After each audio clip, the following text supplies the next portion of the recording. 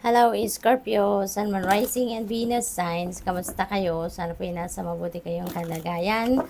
Welcome back po sa Star Tarot. Kung bago kayo dito, welcome din kayo. Thank you for your support. I truly appreciate it. God bless you all. Scorpio, maraming salamat po sa mga nagsusubscribe sa ating channel. Salamat din sa mga nagla-like sa ating videos. And also, thank you for taking time, to leave magagandang comments sa ating videos. Thank you very much. I appreciate your support. Paunang mensahe po ninyo, the wise woman. Ayan, so this is really beautiful energy kasi this is about intuition, this is about your dreams, this is about secrets coming to light, yung ganon. So, since Scorpio kayo, you are one of the, yung pinakamalakas yung inyong radar, kayo yung may you're very intuitive, highly sensitive, yung ganon. Kaya, this is also the best time para makinig talaga kayo sa inyong intuition. Makinig kayo sa inyong gut instinct, no? Kasi, mensahe yan para sa inyo ng universe. Guidance yan para sa inyo ng divine universe, no? Maaari kasi na meron kayong sitwasyon dito na kailangan ninyo ng gabay kasi maybe hindi ninyo ito alam mo yun, yung hindi masyado ninyo na pag-iisipan. Kaya yung intuition ninyo ngayon is going to wake you up talaga, no? At meron siyang kinukulit sa inyo na informasyon or guidance na kailangan ninyong pakinggan or kailangan ninyong sundin. Okay? So this is also about dreams, Scorpio. Pay attention also to your dreams. Pay attention to the elements na nakita ninyo sa inyong panaginip. Make sure na i-decode ninyo yan because that could be your reference as well, no? Sa mga future endeavor ninyo, magiging guidance din ninyo yan. About secrets, Scorpio, maaaring meron dito mga sikretong mabubunyag. Maaaring yan ay mga sikreto ng ibang tao na maaaring makakarating sa inyo or baka ito yung sikreto ninyo na maaaring magde-decision kayo, ilabas na yan, i-share na yan with other people.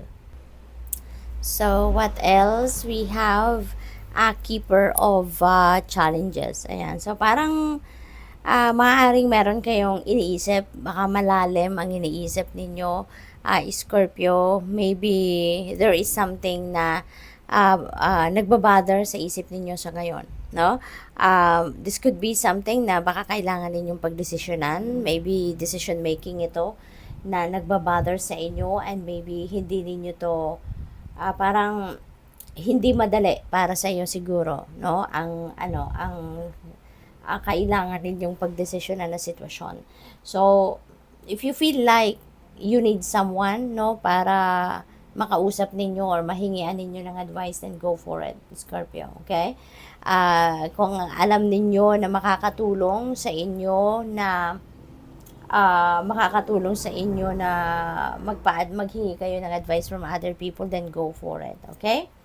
What else? We have Ace of Challenges. Ayan. So, there are a lot of information coming your way. Marami talaga kayong pinag-iisipan sa ngayon. Maybe also you are doing research. Maybe talaga there is a tendency dito na baka meron talaga kayong kakausapin at hihingi kayo ng advice, input from other people. So, go for it. And aside from that, meron din kayo ritong marireceive talaga din, no, from the divine universe na advice. There are going to be new information, new inspiration, new insights coming in at yun din ang makakatulong sa iyo para na siguro mas magkaroon na kayo ng kalinawan sa inyong isipan. You'd be able to see kung ano na yung dapat ninyong gawin, no? Kung paano ninyo i-approach ang inyong mga sitwasyon. So, Ace of Challenges, Ace is a new beginning energy. This is also a triumphant energy. Kaya, most likely kung ano man itong gulo sa isip ninyo, ano man ang nagbabother na to sa inyo, ano man yung situation na to, you are going to succeed over that. You are going to triumph over that, no? At mapagtatagumpayan ninyo yan. We have 3 of spells. Wow. So, parang meron kayo ritong parang meron kayo ritong mga plano na yung parang bibitawan nyo na ngayon. You're going to roll the dice na sa ngayon. Handa na kayo na i-implement ang mga bagay na ito. No? Siguro matagal na nyo na tong planado, no? Matagal na ninyong na-formulate kumbaga ang dapat ninyong gawin or yung mga steps na dapat ninyong gawin, konkreto na to sa isip ninyo, planado na. Kaya ngayon siguro ito na yung right timing, no? Parang sa palagay ninyo, divine timing has come and you are ready to roll the dice, no? So sa ngayon gagawin niyo na yung implementation ng kung ano man ang mga plano ninyong ito. Travel also is very imminent for most of you, Scorpio. So, maaring magta-travel kayo. Maybe you're going somewhere. Baka magda-drive, magpa-plane, or magbabiyahe kayo over water. So, regardless kung anong klaseng mode of transportation ang gagamitin ninyo, rito mag-iingat po kayo and enjoy sa inyong pagbabiyahe. We have Child of Spells. Ayan. So, may mga dito, may mga news, may mga balita, merong mga impormasyon na paparating and that could be related doon sa mga opportunities, no? Na maaaring iti-take advantage ninyo sa ngayon. This could also be related to this 3 of Spells energy. Baka meron kayong mga tip, meron kayong mga impormasyon marireceive dito wherein ito yung mag-go signal na sa'yo, no, na it's about time na, no, para gawin mo na, simulan mo na kung ano man yung mga plano ninyo because maybe the conditions around you are perfect na, no, and it will be in support na dito sa kung ano man ang inyong mga pinaplanong gawin. We have flow. Ayan, let your worries drift away. Okay? Be in the flow with life, Scorpio. Okay? Be with the flow with life.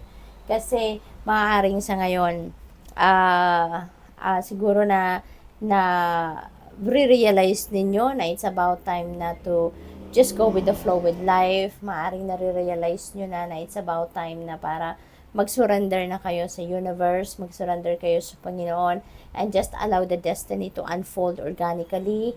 At siguro may mga lessons learned na kayo in the past na kung nagpipilit kayo, nag-i-insist kayo na kung ano man ang mga outcome na gusto ninyo makita or ma-experience, mas lalong parang hindi naman din nangyayari. Kaya siguro ngayon, maiisip nyo na, no, na it's better to surrender, it's better to just go with the flow. So, what else? We have a dive. You don't find pearls on the seashore. Diba? Kailangan mong sisirin talaga. So, parang ano lang din ito. Parang hindi mo, yung hindi mo basta-bastang makakamit ang tagumpay if you are not going to work on it. Yung ganon. Hindi mo mahahanap ang isang bagay kung hindi mo hahanapin, yung mga ganon ba, no? So, this is an important reminder para sa inyo. If you are not going to take action, walang movement, walang progress, walang success. So, what else? We have perseverance. Stay the course. Okay? Stay the course. Continue to persevere. Continue to work hard kung ano man yung sisikapan ninyo sa ngayon. If you are tired, step back muna kayo ng kahit saglit lang at magpahinga kayo. Yung pagiging pagod, it doesn't necessarily mean na pagod kayo, magpapahinga na kayo at iiwanan nyo na ang sitwasyon, ano? Hindi. Kasi sayang naman, 'di ba? Sayang naman ang effort niyo, sayang naman ang lahat ng energy, time, resources na ginastos nyo na para sa bagay na yan. Kaya, stay the course, continue to persevere, continue to work hard, no? Kasi pasasaan ba at mapagtatagumpayan mo din yan. So, good luck sa'yo. Thank you for watching. Love and light. Namaste.